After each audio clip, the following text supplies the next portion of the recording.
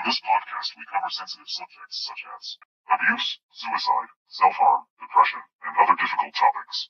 We are not medical professionals. We suffer from our own mental health issues. Our opinions should not be taken as medical advice. Dred the Stigma is for educational purposes and awareness for mental health only.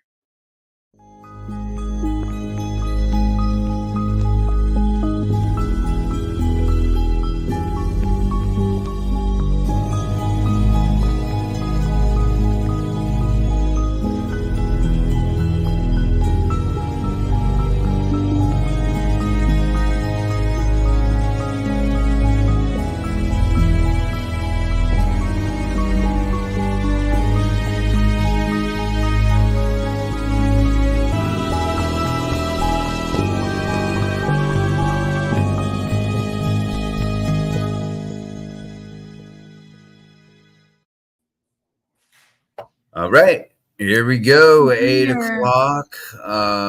It is time for Dred the Stigma. I am Otis B. Dreads, of course, as you see right there, and we have Lydia Manson. I'm glad you were a little sick. Yeah. And that's kind of unfortunate, because that does happen a lot on movie sets. I don't know if that was the cause. It's just you got back from the set. No, they're up. Yeah. We had to cancel the last day of filming, actually, because everybody was sick. So I have to go back next week and film my 2 scenes and get that done. Because the director's looking to do like a really fast turnaround on the film, so he just wants to get it done. So we'll see. But now I'm just sick in the head this week. Yeah. But I mean, I guess that is good because I've been suicide prevention. I'm sorry. I was like, but it kind of goes into tonight's topic. It's Suicide Prevention Awareness Month. But carry on. I always cut you off. I'm sorry. Yeah. No, you're good. You're good. I'm my connection is just like messing with me. I hope that everything comes to, because sometimes I will see you talk and then you stop talking, but you're on screen. It's still talking. It hasn't like caught up yet. I don't know what it is. It's probably my end, but I'm just like, my head is like a dog with a shiny thing, and I'm paying attention to those little things. But you're right. September is Suicide Awareness Month. And did you say tomorrow? No, today is 988. So everybody knows, like every episode, we always talk about 988. You can either call or text it to get help if you are having, bad thoughts. And you need to just talk to someone. It's completely free. And today is hashtag 988 day, which is just trying to get it's basically a national initiative and is dedicated to raising awareness about 988 for people who don't know about that, and emphasizing the importance of it for mental health and suicide prevention. So for anybody that, they don't have the money to go see a therapist or anything like that, if you just need someone to talk to, call or text 988.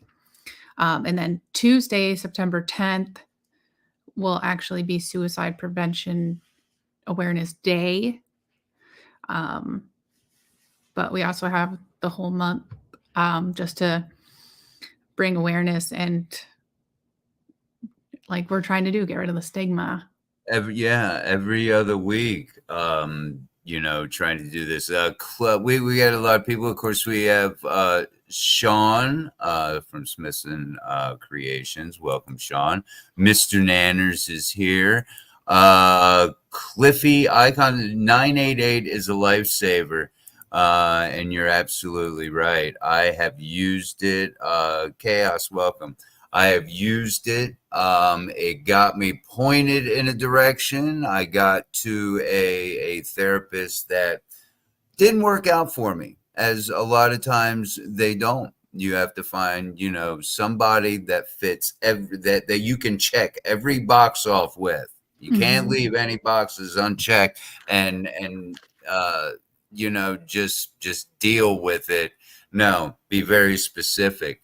When you're getting a therapist, but they did. I went for help, not so much to chat, although it does work. It is an extra, and I think they replaced the whole suicide number hotline. Is that still something too, or did they? As far as I know, it's still a thing. Because I was on the so it's NAMI.org. I made a banner. If you go to NAMI.org, which is the National Alliance on Mental Illness, and they have a helpline if anybody needs it, and that is Monday through Friday, 10 a.m. to 10 p.m. Eastern Standard Time. And the phone number for anyone who needs that is 800-950-6264.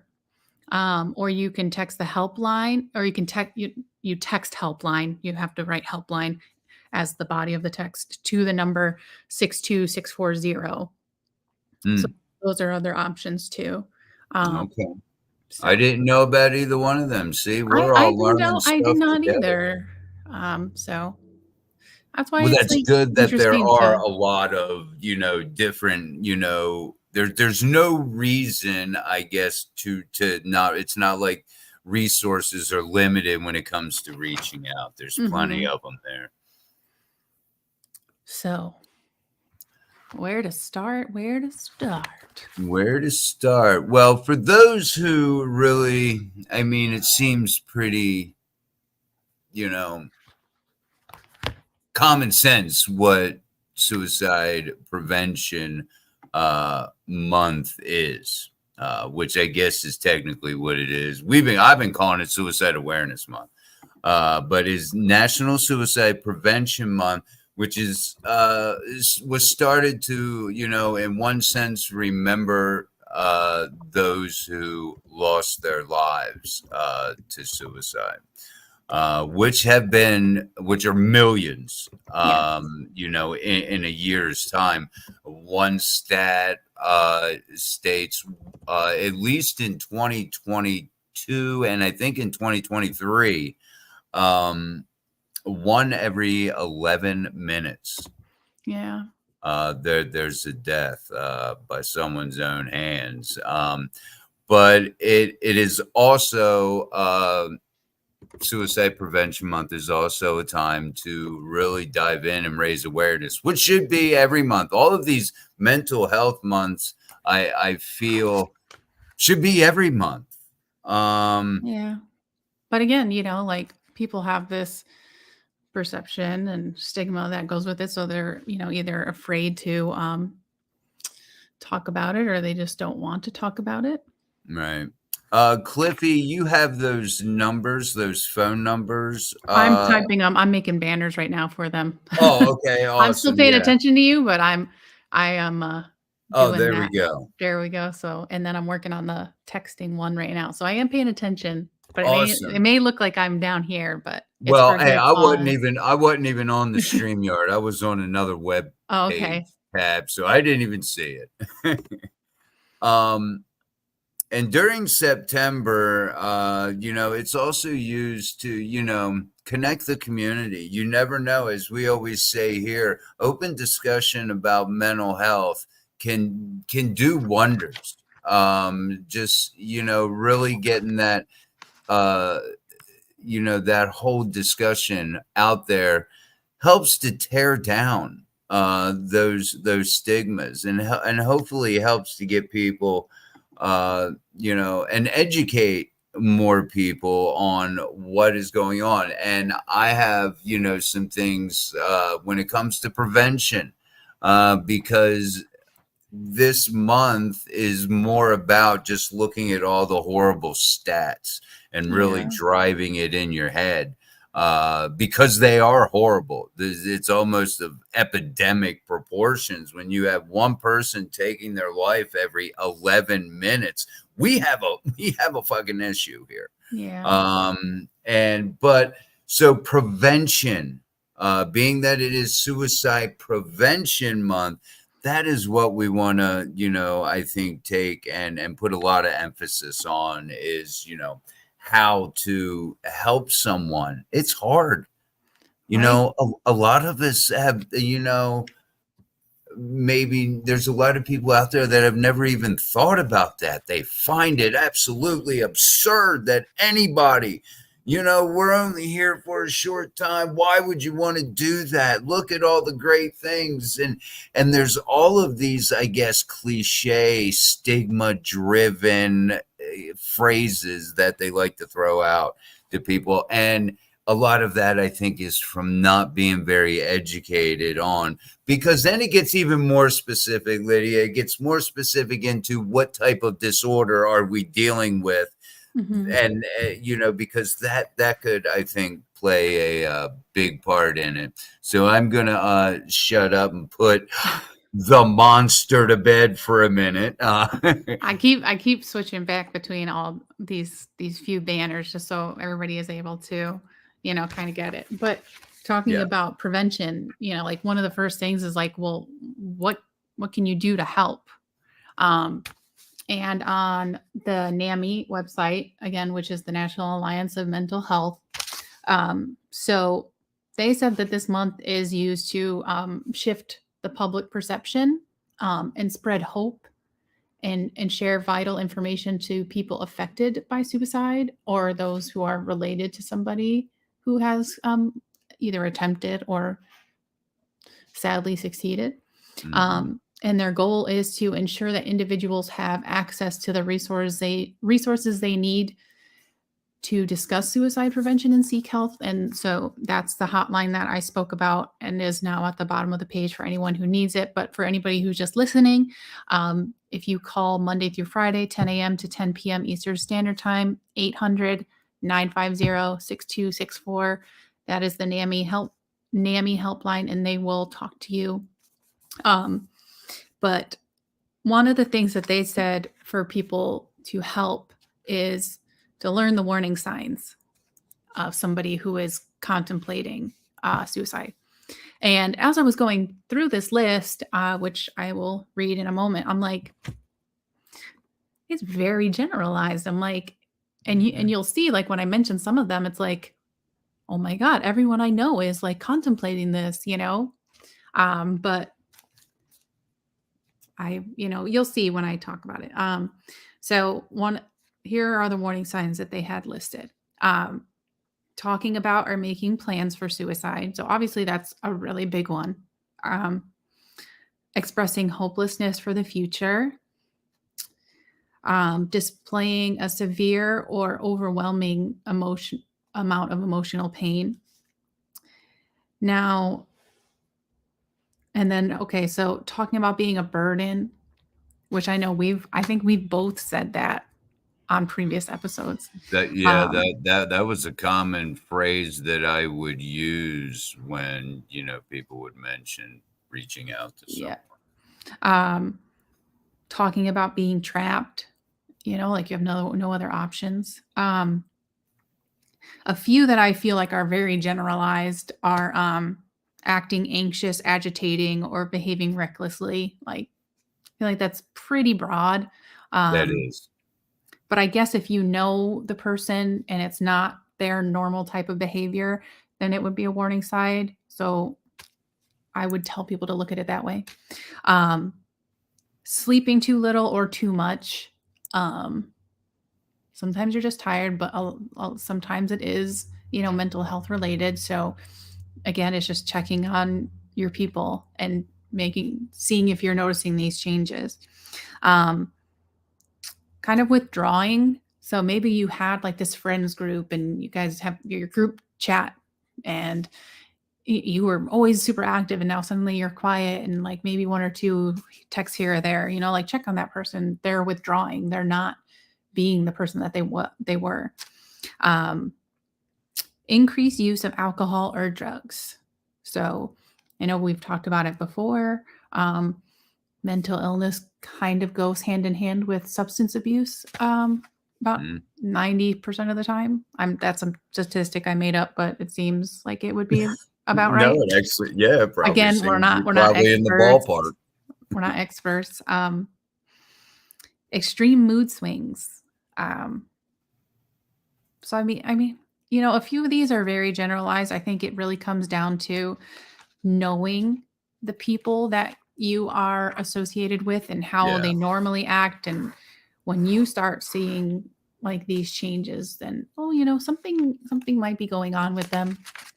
Yeah, to have a, and that's really important when it comes to some of those generalized, warning signs. You have to know the person's baseline personality. And if this, like you said, is very out of character, maybe you ought to keep an eye on that person, sit down, talk to them. Hey, what's happening? What's going on? Checking on your friends, which we definitely promote here. Yes. So they also go on, like how else can you help? So helping someone if they are in danger of self-harm and it seems imminent, and I stress this, imminent, call 911. The reason I stress that it is imminent because sometimes you are just talking to get feelings out and people will call the police and you will be escorted to the mental health ward, which ends up making the situation so much worse. Yes. And that is what happened to me.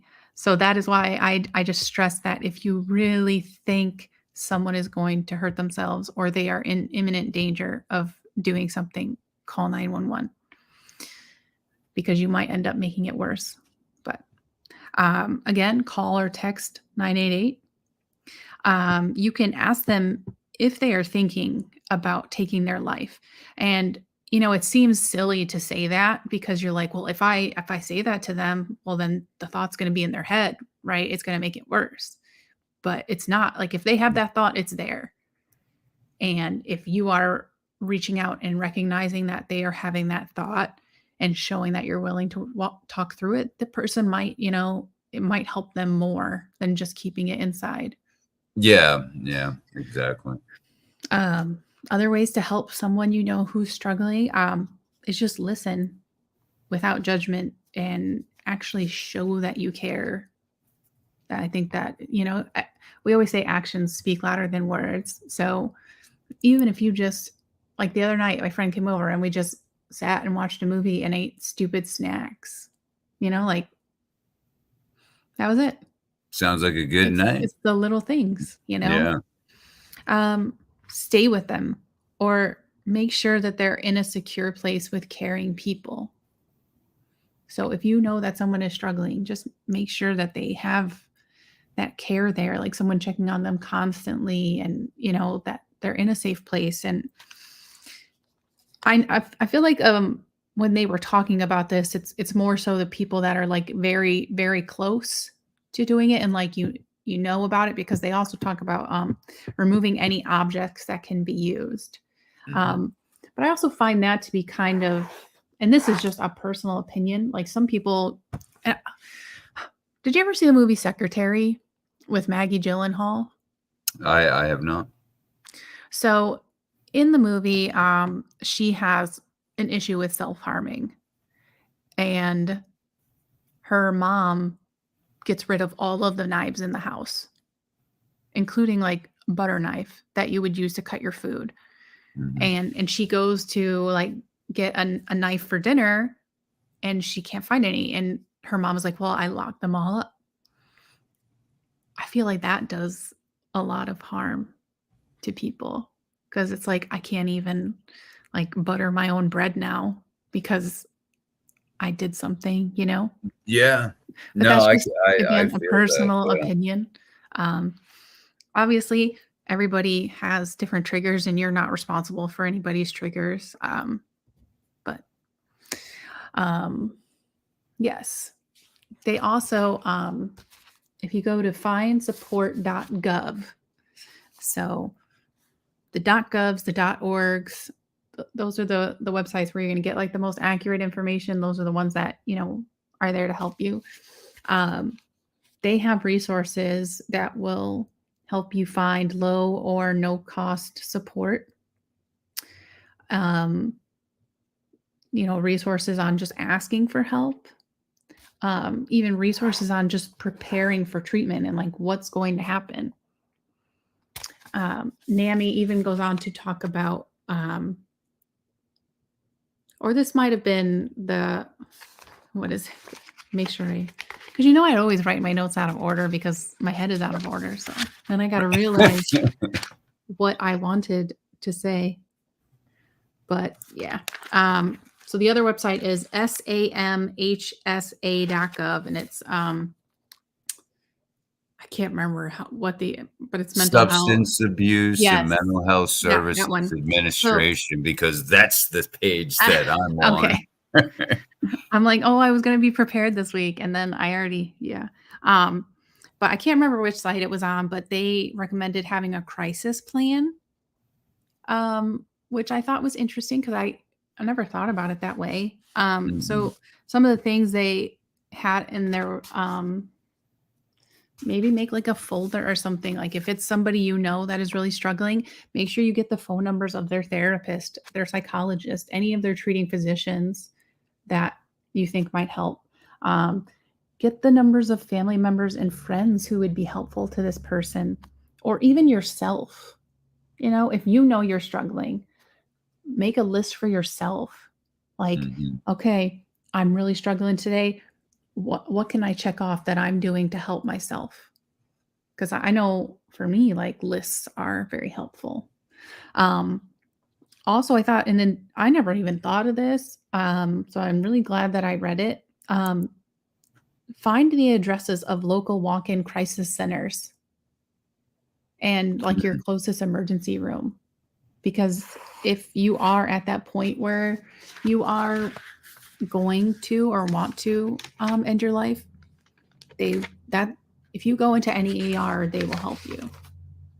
So I think, it's always good to talk about that because even though it seems obvious, like a lot of people don't think about it, I guess. That's what started my journey over a year ago, going to the ER. Then I got transported to a rehabilitation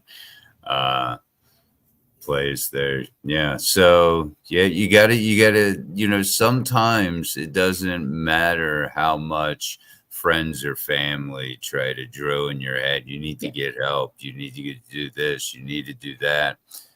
It takes you. I mean, you have to, you have to want the help and be willing to respond to it. Exactly. Or else it's never you're just gonna be beating a dead horse, like it's the same thing with addicts, like you can go to rehab 100 times and relapse.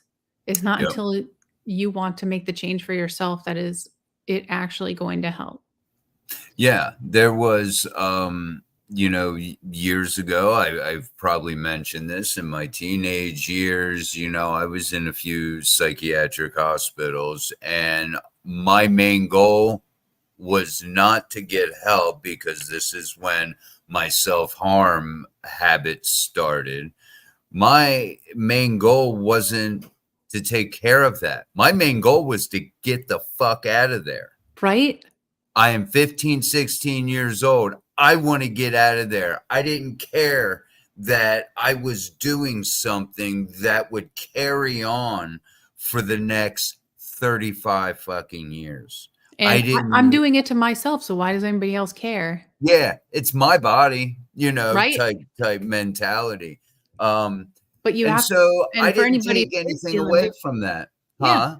Yeah. No, I was just saying for anybody who is like dealing with that, like that self-harm mentality, like you have to stop looking at it as, it's my body. I can do whatever I want to it. It shouldn't be anybody else's issue. But you need to separate yourself from that thought and see it for the issues it's causing to you. And I hate to say what is causing to others too, because you shouldn't get better just to make other people happy. Right. Um, but you know, it does affect your family and friends, Um, I think we've discussed before, like it kind of feels like when you are struggling with a mental illness like so badly, um, your friends and stuff, they don't want you around and they don't want to talk to you because you just bring everything down. Yeah, Um, your very presence, yes, can do that. Yeah. right? Especially when you like used to be so engaging and Mhm. fun and now you're just, I'm just going to sit on this chair by myself, which is basically what I do. Um, but yeah, Yeah, most I people, yeah. that happens a lot, and I see that a lot with myself when I've been very quickly triggered. A lot of stress going on, which most of us know here in the chat and listening at a later date. That's just your normal life stressors can send you spiraling in the blink of an eye, and it only usually takes one thought, and then my mood starts to come down. And Oh my it's funny God, right? I always because say it's like something in my head just snaps. yeah, yeah, I have to consciously put thoughts in my head and make me think about certain things, maybe upcoming projects or things that I should be looking forward to get myself out of that. But once I'm in that down mode, people can see it in my face, and they do. They flee like the fucking plague. I mean, they're just gone. They don't know how to engage. It's only when I start talking and they realize, oh, okay, maybe he's out of this. I know how to talk to him now. Mhm. Um, and that a lot of times is very counterproductive. But it is hard for people. I get that. Um, but it can be a little damaging in the long run, depending on where the person is mentally. um, because I think it's good that you stress the imminent danger when somebody is speaking about it, because there's something called passive suicide ideation, and people can say these things. A lot of us have thought, oh man, I wish they just go to sleep, never wake up, blah, blah, blah. These could be very symptomatic of a deeper problem.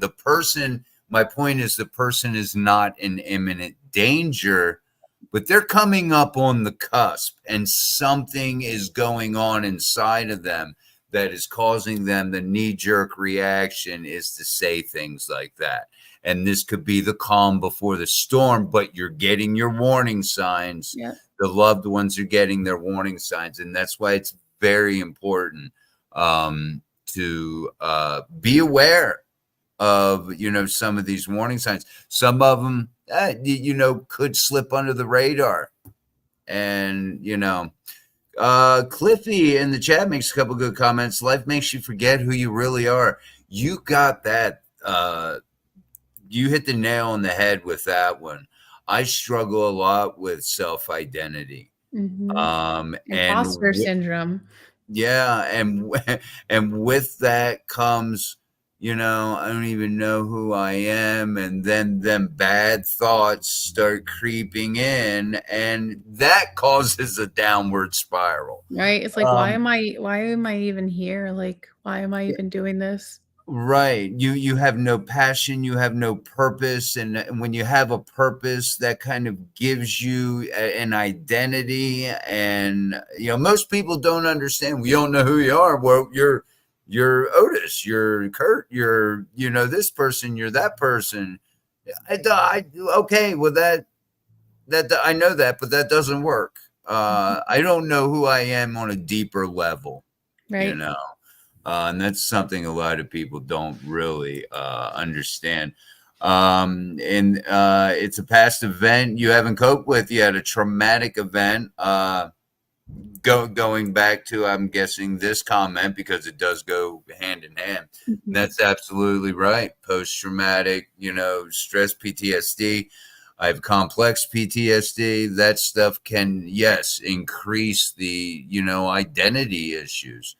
So, great comments there in the chat. Thank you, Yeah, Cliff. thank you everybody who's watching and interacting. It really, I mean, as much as we do this, and I know we have both said it, even if we just help one person, then it's all worth it. Sure. So really, we appreciate each and every person that watches or listens or interacts. The more you interact, the more people watch. Obviously, the greater the audience is, and maybe we Mhm. can help somebody else. Yeah. So yes, but I do have I actually found. Well, I mean, I was on the website obviously looking for stuff, so obviously I found stuff. But it was a timeline actually of like suicide prevention, and I thought that was kind of interesting. Okay. So in 1958, so we're talking, 70 years, 65 years ago or so. Um, that's when the first suicide prevention center opened up in Southern California. And I know we haven't done it yet, and we will. I promise anybody who was looking forward to it. We did not get to the fourth cycle of reform of mental health, but it was the third movement which this happened. So we had already gone through two cycles of reform before we actually get suicide prevention center that people can walk into and get help. Mm-hmm. Um, So then 1970, NAMI assembles a task force in Phoenix to discuss status of suicide prevention in the country. I think that's huge. So they're starting to see that it's not just like local things here or there. They're seeing it on a broader scale. They're noticing the increase across the state. I don't know if NAMI is global or just for the US. I'll have to look into that. Yeah, I'm not sure. But 2001, Substance Abuse and Mental Health Services Administration. So that is the site, SAMSA dot gov, HSA.gov. So they create the country's first program aimed at serving all persons at risk of suicide in the U.S. And they did this through local and certified crisis centers. So good for, I mean, Now thank you. you mentioned drug abuse as well, substance abuse, and that. Did you mention that? Yeah, so it was the Substance Abuse and Mental Health Services Administration, which is Oh, which is the the same? Yeah, site. yeah, I got you. That's just the acronym of that is the site Right. that has a lot of great information. If anybody is looking to check that out, if they check out the nambi.org too. And then in 2004, the Youth Suicide Prevention Grant Program is passed. And well, why is this important? Well, this is actually the first grant program that specifically aided in suicide prevention. So 20 years ago, they finally they started a grant to help suicide prevention 20 years ago. That's unreal. Yeah. I mean, I know I'm almost twice that, so it just goes to show. And then 2012, the U.S. created a long-term prevention plan. And that was the National Strategy for Suicide Prevention. And it concludes that the goal of saving lives can only be achieved through a series of coordinated steps. It didn't go into like further explanation of what those steps would be, but my interpretation, and people can agree with it or not, that is, everybody has that right. I think those coordinated steps would be learning the warning signs, checking on people, finding out how you can get help and where and when. So I think the biggest thing when looking up Suicide Prevention Awareness Month information was to get just to get it out there. We're all on social media sites and we have so many, or Facebook, or Instagram, or X, is LiveJournal still a thing? I don't know. We have YouTube, we have TikTok, we have so many people on so many platforms, and you see people go viral for stupid stuff every single day. Yep. And I think what they're trying to do, because NAMI had a ton of hashtags they wanted people to use, and I'm gonna make sure I look that up so I just have them on hand. But being able to spread that information through those channels is huge. Mm-hmm. Huge, because you can reach so many more people than just your group of friends. Right. You're reaching people all over the world. So that was a big one. I am going to look up the hashtags right now that Nambi wanted to use. So the floor is for you, my friend, because I never shut up. I was just looking at there's a few comments I would like to hit while you were doing that. Cliffy is he's just nonstop here in the chat with a lot of good things. I work with the community, and drug use fuels suicidal thoughts, especially for us musicians. And it does. Alcohol is a depressant. I would get towards the end of my drinking, I'd get a slight, everything is cool, I'm having a good time, period. But that is usually very short-lived, and then I get into that depressive state. So it is very much an accelerant for those types of thoughts. Alcohol also runs in our culture. It almost seems like a lose-lose situation, but it is not. I don't know about you. Like, I believe you just had like your 1 year sober. Well, about a year and a half now. Yeah. Okay. When you go to a gathering or anything and they're like, oh, what can I get you to drink? Like, here, you want a beer? Oh, no, I don't drink. Well, why? Yeah. Why? Why do you need to know? Yeah. So I feel like it puts this pressure on people that doesn't need to be there. Like, you don't need to have alcohol to be engaging and be in a situation, like be at a party or something, or out to dinner with people, So that I could be just as annoying on Monster Energy drinks as I could, with a Miller Lite or something in my hand. Yes. And I don't go to many, social functions like that. Still being very early in my sobriety, I don't want to. I don't want to take and be in those situations. But I've thought about that. I've mentioned it to coworkers, and like, oh yeah, you don't drink. And I love the meme that goes around, it's like, why don't you drink? Because I went pro early and retired, one of those kind of things. I thought that was funny. But I hadn't seen that one, so that's a good one. And I think we are on a show in the future going to speak about substance abuse. Yes, we will. And mental health, and those two. That's like gasoline on the fire there.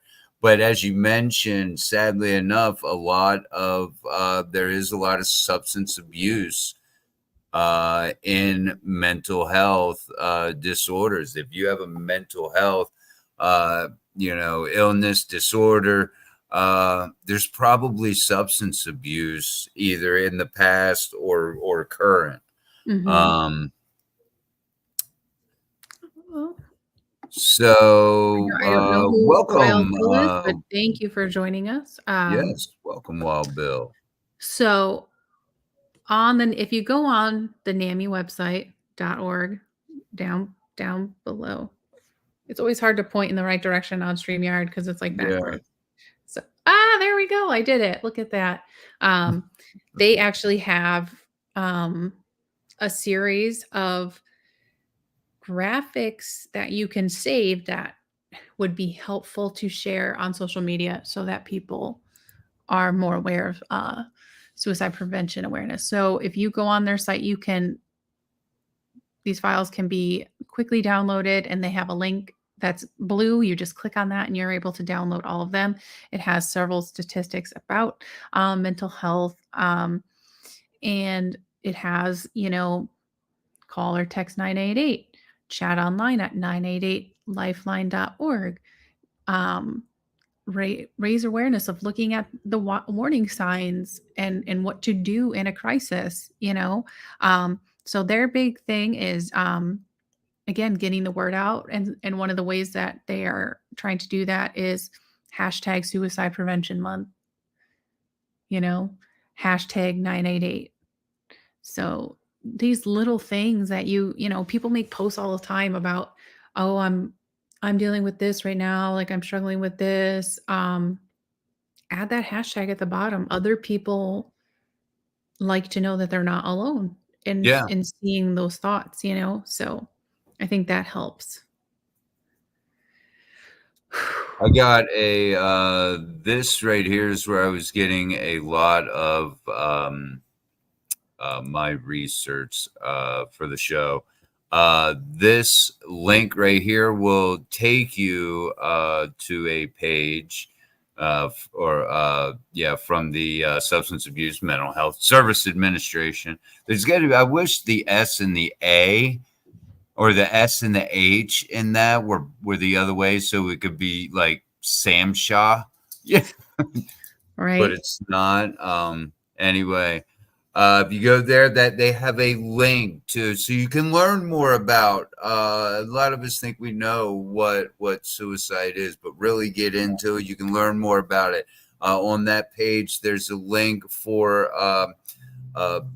prevention or warning signs, and then you have prevention things you can do. A lot of the things we discussed here tonight. There are a lot of resources out there, and this is not just for those struggling. This is for, as we also mentioned, this month in Suicide Prevention Month is for those who lost that battle, who maybe felt like they were alone, who again just lost the war, lost the battle in their mind. It's for them. It's for those right now who have those thoughts that go through your head. Maybe you know why, maybe you don't. It's a vicious cycle for sure to try and get out of, because for me, it's become a coping mechanism. It's one of my coping skills, that and drinking.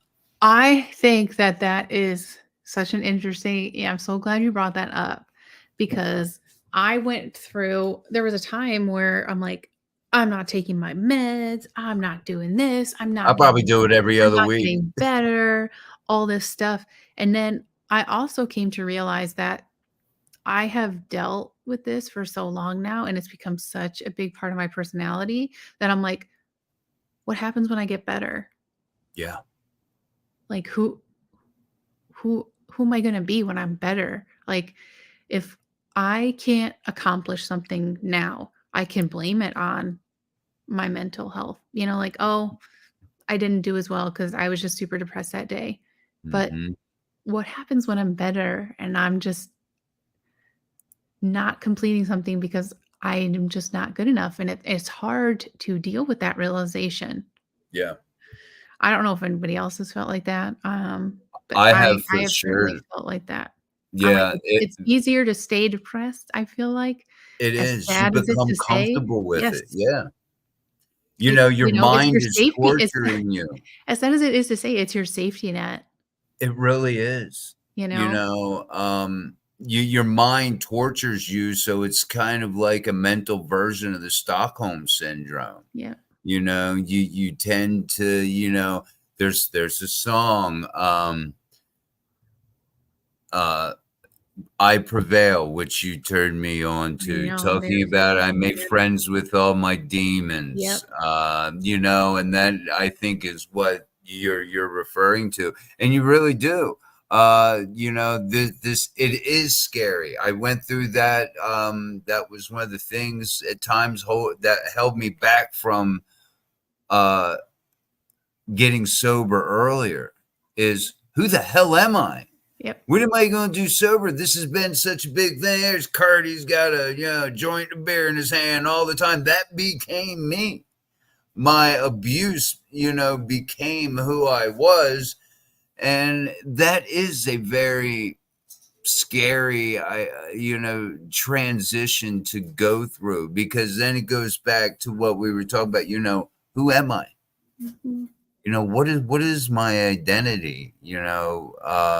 And now even worse, because you gave up the thing, and it is kind of a security blanket. I know where I'm at when I'm depressed, because my mind always feels like is always waiting for the shoe to drop. I can't enjoy things. Mhm. I can't enjoy the moment, that mindfulness. Cliffy says, I've had those thoughts when I'm better, who I will be 1 minute at a time, even though it might sound cliche. Hey, trust me, a lot of the, phrases, like that, that sound cliche, or sometimes, And how bad is it that, like, we're talking about things that are gonna help you and we call them cliches, yeah, right? yeah, And even even I was gonna fall to that tonight because, you know, on NAMBY's site, they talked about hope.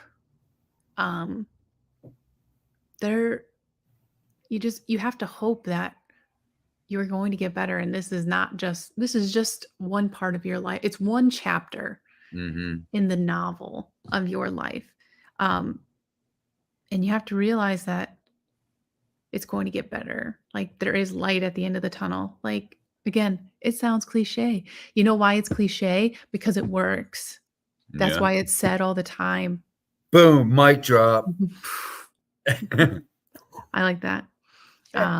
So yeah, I at some point tonight I had planned on stressing on that there is hope.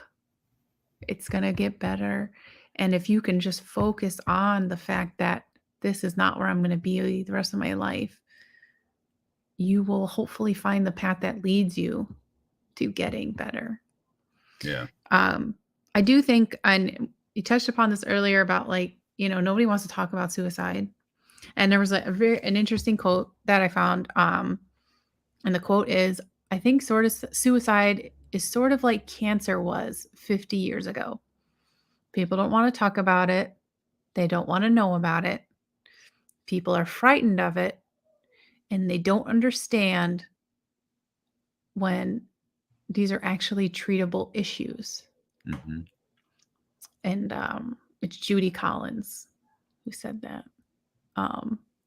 But in recent, I feel like the last few years, people are talking about it more, and it is thankfully getting more awareness. I know there's, like, I talk about TikTok, whatever, but it's easily accessible for a lot of people. And I have noticed an increase of, like, indie artists writing songs about mental health. Mm-hmm. And I feel like that, because as much as anybody says, music resonates with everybody. Yeah. On one level or another. It's an international language. Yes. Um, no matter where you're from, what type of music it is. Yes. and there's so many. A good one, if anybody hasn't listened to them, is Citizen Soldier. I would say about 90% of their songs deal with mental health. Um, they have a song about you're only here because there's people that need you. Um, they have a song called Bedroom Ceiling, and it basically equates to like no one knows you better than your bedroom ceiling. Like that's your therapy because you stare at it every night thinking all of your thoughts. Um, Mm. so that's I Prevail does have several songs that relate to mental illness.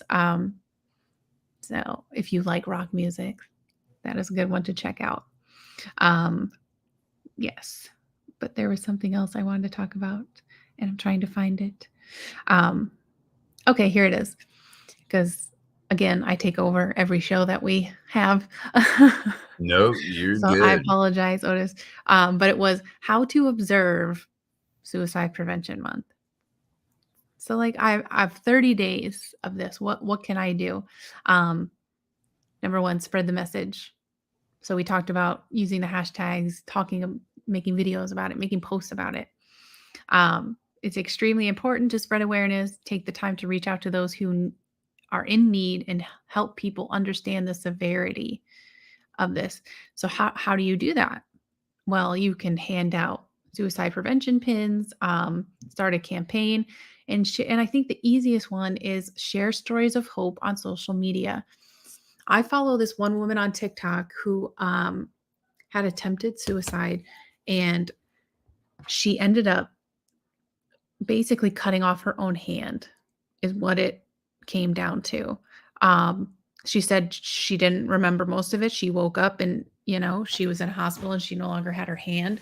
And now her whole purpose on her TikTok is showing life after. Like, she's dealing with she has to learn to do everything with one hand now.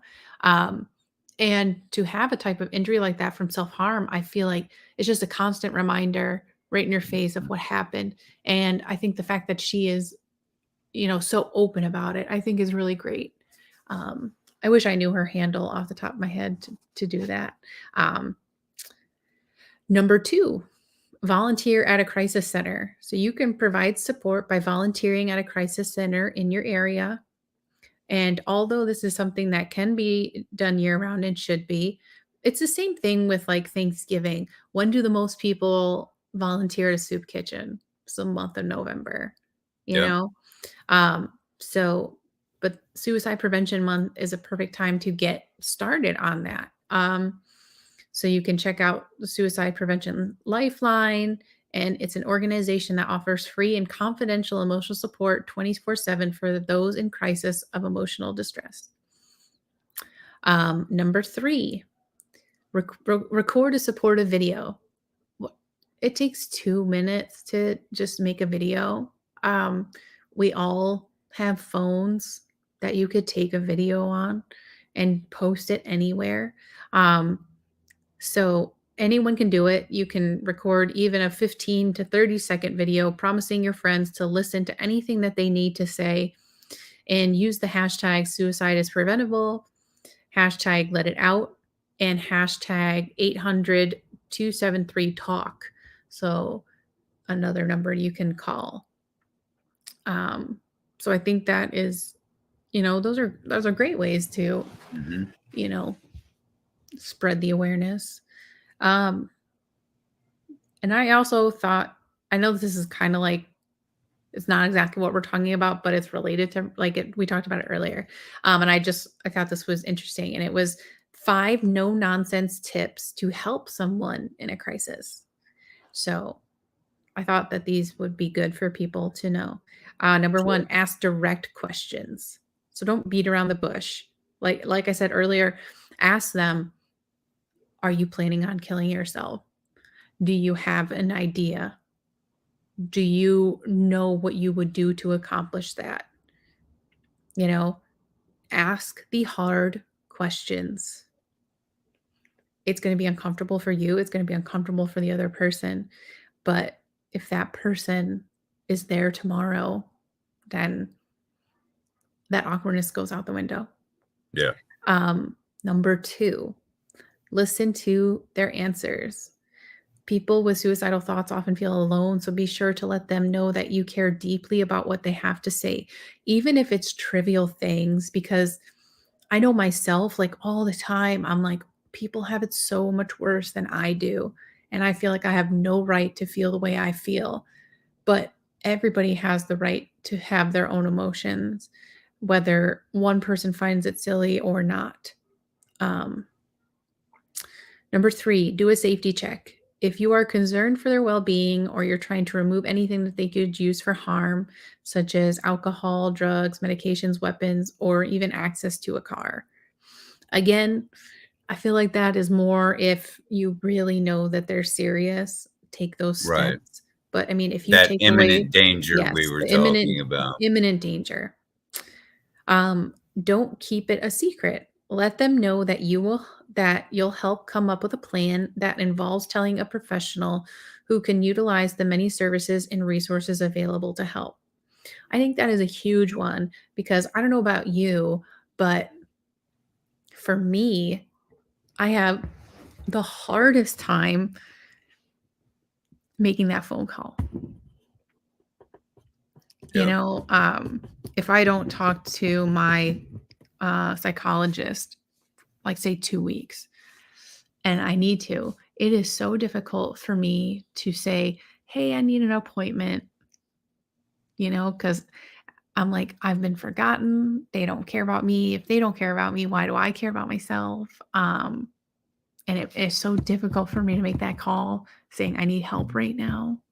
So if you have someone in your corner who's willing to make that call, I think that helps 100%. Yeah. And I'm trying not to cry because I will make it one episode one of these times without crying. But again, this weekend, I'm in that dark hole. Number 5, ensure they seek professional help. Unless you work in the mental health industry, again, the same thing with us. We're not experts. We don't work in the fields. We've dealt with a lot of things, but we don't work in mental health. We're not trained in mental health. No. So everything we say is just from our experiences and just trying to get more awareness out about it. But it's important to suggest that they seek additional help from people that are trained. So a doctor, a counselor, psychologist, a social worker. So, yes. And now I will let you say whatever you want to say because I've talked a lot. And I'm sorry. Well, yeah, I'm going to go back to, we got just a couple minutes left anyway. I'm going to go back to some of these while you were talking. Cliffy says cliches, going back to the cliches, do work, and having a personal strategy is key every day. Helping others is my medicine holistically and with physical exercise. Exercise, although not one of my favorite things to do at 52. I got some creaky joints and it's a little difficult sometimes, but if you can, I hear that is very, very helpful. I've been consistently go going to the ahead. gym. No, I'm just to touch on your point. I've been consistently going to the gym for a few weeks now. And maybe that's why like this weekend hit me really hard. Not that you need to work out 7 days a week, but it also was giving me structure in my life that was lacking. It was like, okay, I go to the gym at this time, Monday through Friday. And I'm already getting like anxious for this upcoming week because my friend invited me to, I know it sounds terrible. My friend invited me to a concert, but it's in Boston. So we got to spend the night. And I'm like, I don't get to go to the gym at my time. So I'm anxious. Friday, I have to go to Massachusetts because I got tickets to Silver Scream, which is a horror convention. And I'm like, I'm not going to get to go to my gym time. And then the following Monday, I have 2 doctor's appointments back to back in the morning. And I'm like, I'm not going to have my gym time. So on the one hand, I didn't think that it was really helping, but now that I am anxious and not being able to do it, I realize it really is. Yeah. So that's my 2 No, cents. that's routine and stability is huge. I think for a lot of us, regardless of mental illness you may be suffering from. Going back to the music, when you were mentioning "I Prevail," and what was the other one? You mentioned it to me before. Citizen Soldier. Citizen Soldier. Isaac mentioned Popular Monster. Yes, some Falling in Reverse. They have some pretty deep songs. Yes. A lot of songs about substance abuse and recovery and getting better and depression. I listened to a lot of those. Even they put out their cover of Papa Roach earlier this year. Yes. And the way that Ronnie did it, he did it in such a way that gives such a deeper meaning to that song. It does. So check that out. But back to the comments, Otis. Let's see. Cliffy again. Coldplay is my favorite. Come Out of the Dark music. The Scientist. I haven't listened to a lot of Coldplay, but if you listen I have heard a few songs. If you listen to Papa Roach, they came out with a song this year about like mental health and suicide, and it's called Leave the Light On. So that's a good one to listen to if anybody's interested. Yeah, I love seeing these bands that are taking and shedding a light, and putting mental health and mental illness into their art, because music being so far reaching, you can reach a lot of people. You may hear a song and hear what they're saying, be like, oh, my brother, my sister, my whoever, significant other, they feel like that. What's going on here? Well, we say that, we're like, oh my God, I love all these songs, but it's a catch-22. Like, look at Chester Bennington from Linkin Park and his songs that he wrote and he sang and the way his life ended. So as much as we love hearing those songs, it's coming from a place that artist is dealing with. And until I just started saying this right now, I didn't think of that before. Because I was like, I just enjoy the song. Yeah. But now I'm like, they're suffering too. And they end up losing their life. Everybody knows Robin Williams, and he always has that quote that depressed people don't act depressed, they act happy so that everybody, or now I'm gonna fuck it up. I gotta look it up. But along the lines of the saddest people are the ones that make people the happiest and laugh the loudest because they don't want others to feel the same way they feel, which I totally agree with. And obviously those two individuals are greatly missed. There's several others who it's happened to, Kurt Cobain, and we could go on about that forever. Yeah. And one last one here before we call it a night. Sean from Smithson Creations. As always, another great episode. Thank you for the information. You both are amazing people and doing great things. You are appreciated. Well, we appreciate that. Those kind words, Sean. Thank you. Mm-hmm. Before we take off, I do want to throw up all of the links and phone numbers that we have gone through, as you see, NAMI.org.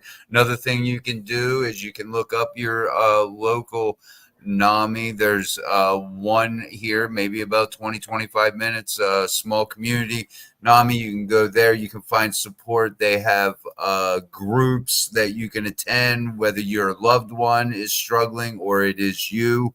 So you can get hands-on type fun stuff to do with others. And of course, their helpline there Monday through Friday, 10 to 10 a.m., 10 p.m.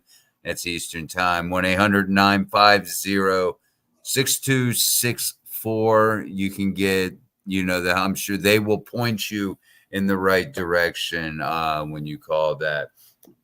And as we mentioned, along with 988, text the word helpline to 62640. We have resources out the yin yang to get help for people. And of course, 988lifeline.org.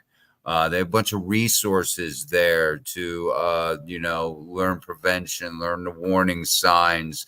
And of course, 988. And findsupport.gov. Forgot about that one. Findsupport.gov.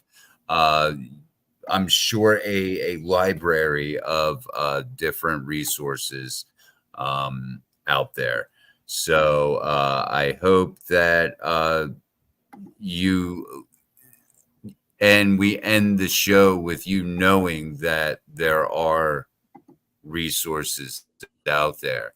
I think something that's very important is something that you touched on, Lydia, and that is, it is very hard for me to make those calls, to reach out to somebody. So sometimes you have to play the offense if it's, someone close to you. And like you said, you have to ask those tough questions. You may have to make those calls to therapists because that person may not do it and may have other plans in his head. And time is really of the essence. If it's an imminent, I've said it 4 times tonight. Now I screw it up. if it's imminent danger, call 911. Absolutely, because time is of the essence. So, yes. But if you're a friend, do not think that your friend is going to hate you for you getting them help and making that phone call for them. So, and I would rather them be mad at me than lose them completely. Sure. What is the saying? I'd rather talk to you at 3 a.m. than be one of the 6 carrying you. Yeah.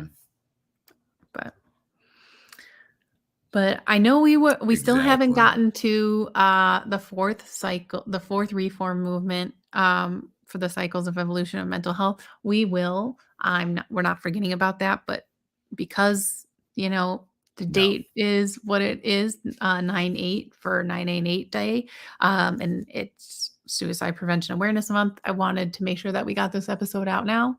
And it's 9:08. Look at that. Isaac, I know we had chatted about a topic you wanted to discuss, so it is on the plate. Don't think I forgot about it. It's been in our chat. So if anybody else wants any topic covered, eventually we will get into episodes about specific disorders. But I feel like every time we think we're going to get there, it's like, oh, we should discuss this. There's something else. Yeah. But we will get to individual diagnoses. Right now we're trying to just lay the groundwork. Yeah. Because, when we started this podcast, we were talking about doing it every week, and we realized like how emotionally draining that would be on us. And maybe that's selfish. But bi-weekly, check us out. We're live on YouTube. We're live on Lydia Manson Facebook. We're live on Otis B. Dred Facebook. We're live on Night of the Living Dred YouTube channel. Yes. Dred the Stigma YouTube channel. There's lots of places to check us out. Are we on Spotify and Apple? No, I have Oh, not. okay. Yeah, I've not looked into that, which I really need to for the audio versions. For those who, Are don't want to have driving and, driving, you just want to hit your Spotify for your favorite podcast. We gotta make sure we get them out there so Dred the Stigma can be your favorite. So if you see one of our videos, please share. One share is worth a lot. Absolutely. But I will end on thank everybody for watching tonight. And just know if you are struggling, there are lots of there's lots of options for you, and hopefully you're able to find one that works for you. And suicide is a quick solution to what is the phrase? It's a permanent solution permanent to a solution to a temporary temporary problem. situation. Yeah. Yes. So you there is hope. My cliche, there is hope. There is hope. And even if it seems difficult to find that hope, just know that there will be somebody there. It may you're not going to realize they're there, or maybe they're not reaching out, or they're doing stuff behind the scenes. Reach out. Don't be afraid to reach out to people and check on them, make sure they're okay. And Otis, any final words? I think you kind of summed it up perfectly right there. So I hope you guys got a little bit out of this. Thank you, Isaac.